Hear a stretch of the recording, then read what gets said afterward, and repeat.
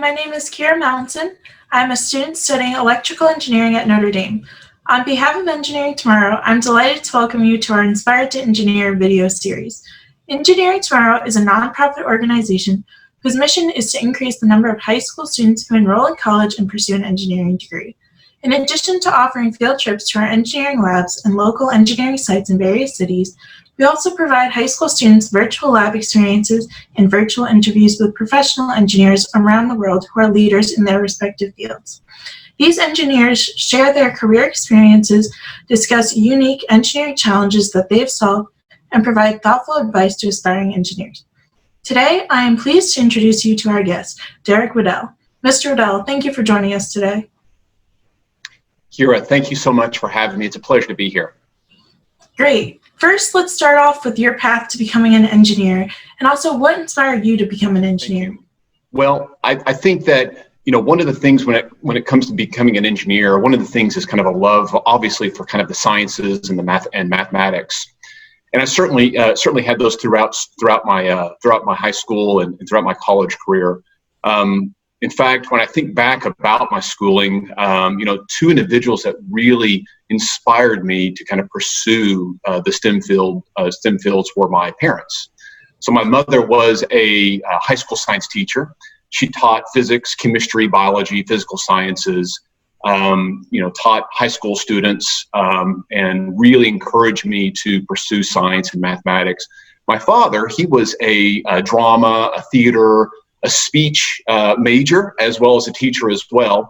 And so, one of the things he encouraged me was to get out and kind of get really involved in kind of that and kind of explore that side as well. So certainly those things, those two individuals were probably my biggest inspirations into why I, joined the engineering field. But I think even beyond that, there are a couple of things that I think about that are still apply today. And one of those is just being involved, engaging with others and working in teams. I think about back to my high school years. I was involved in a variety of different clubs. I was a drummer in the band and in the orchestra.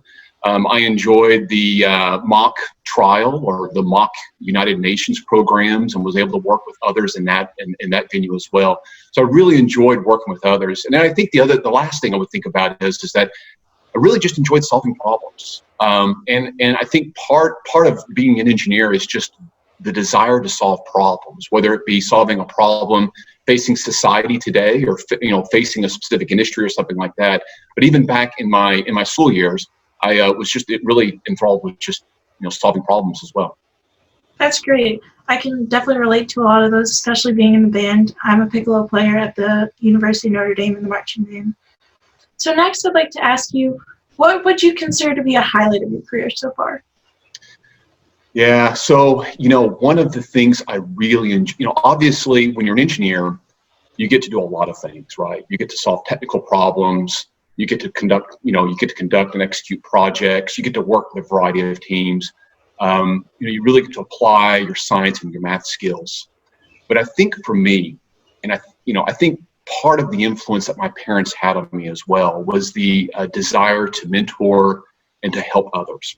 So one of the things, as I progressed in my career, I found that one of the things I really, really enjoyed was working with new engineers, or frankly, with just new employees, and working to mentor them to become a better, more successful engineer or technician of some sort. And so it's been a lot of fun to see that, and it's also fun to kind of sit back after a couple of decades in industry now and to see that some of these same individuals I was able to work with, they've gone on to become managers or supervisors or leaders within their respective fields and within their respective organizations as well. That's great to hear. As someone involved in construction, I was so interested to hear that your professional engineering career has always involved construction.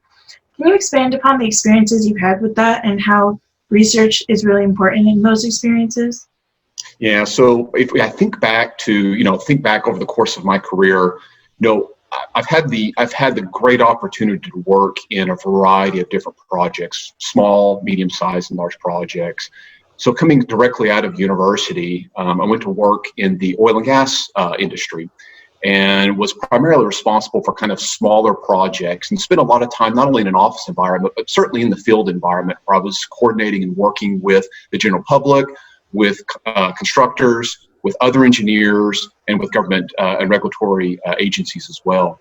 And so, for a good probably 2 decades, work in the construction field and slowly but surely just kind of work from small projects and up into, multi-million to projects that were just, hundreds of millions of dollars in value. So had an opportunity to kind of do that and to do that in a variety of places across the U.S. and even where I'm at today, even globally. From a research perspective, I would say that, when I think about research in construction, there's kind of 2 aspects to that.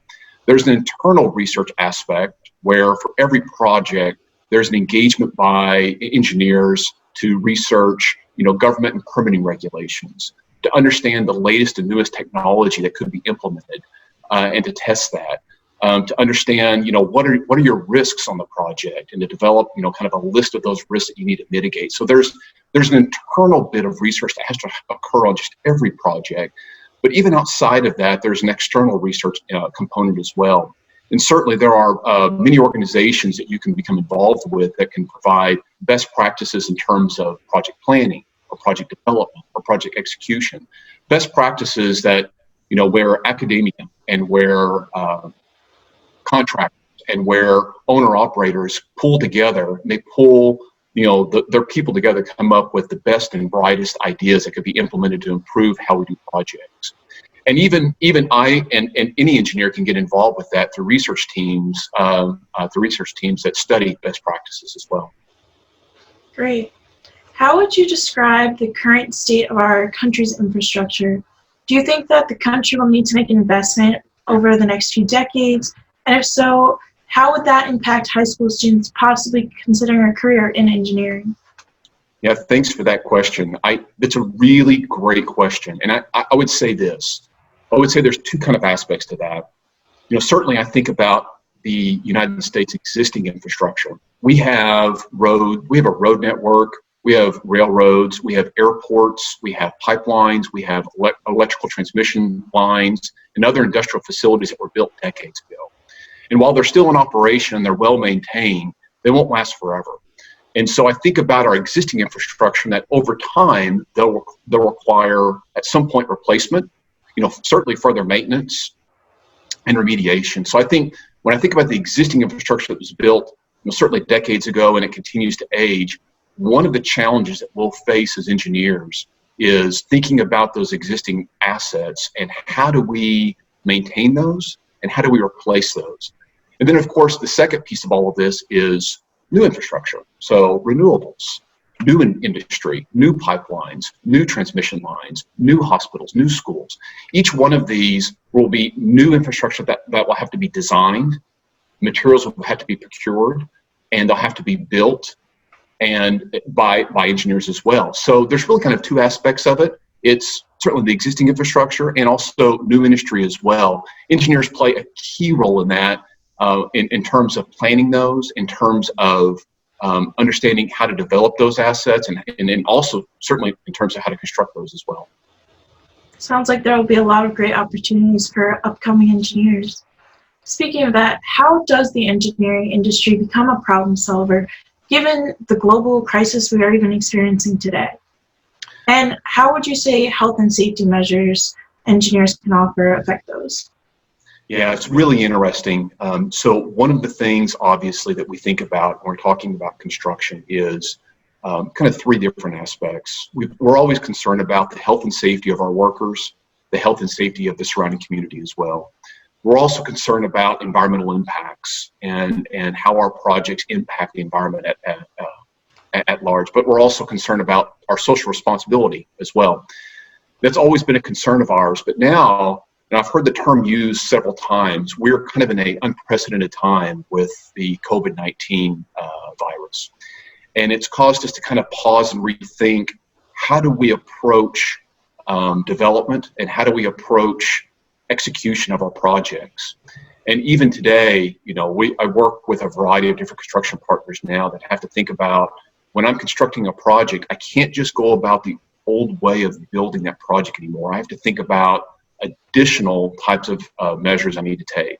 Masks for all my employees, sanitation requirements, physical distancing by my employees, making sure that I'm checking temperatures, or in some cases, if making sure that my employees, if they're sick, that they're quarantining themselves at home.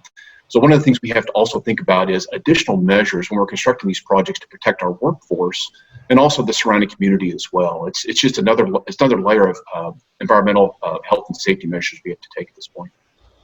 Great. You found that financial skills are critical to being a successful engineer. Can you elaborate a little more on that? Yeah, definitely. I think many times we think about engineering as technical design or technical implementation. But what I find is, and in my experience, engineering also goes hand in hand with the business development and the financial aspects of projects. So what I mean by that is we certainly need to understand that if we're going to build a new product or a new widget, that may mean also understanding what is the demand for that product, right? We have to understand what the demand for that product is out in society. We also need to know what are the costs that basically make up that product. So costs primarily going to be materials, raw materials to build that product. The labor resources that will be needed could be taxes, insurance, and other kind of costs that go into building that particular product. And then that helps us to understand, well, what do we charge for it? Because obviously every business wants to make some sort of profit. So we need to think about what are the costs of that product, what's the overall demand for that, and what should we charge for that? And how does that meet kind of our overall income as a business as well? So having a good basis, a good financial acumen in terms of financial management, in terms of accounting, even in terms of statistics, it's good for engineers to have that background as well. Sounds like a very important skill to have. Another important skill you said you have a strong belief in is leadership. Why is leadership important in engineering? Can you maybe name some of our more influential leaders who would fall into like a category of engineering?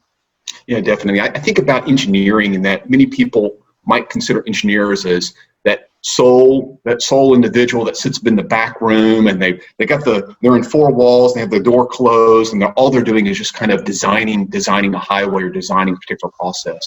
But it's so much more than that, because engineers really interface with so many people.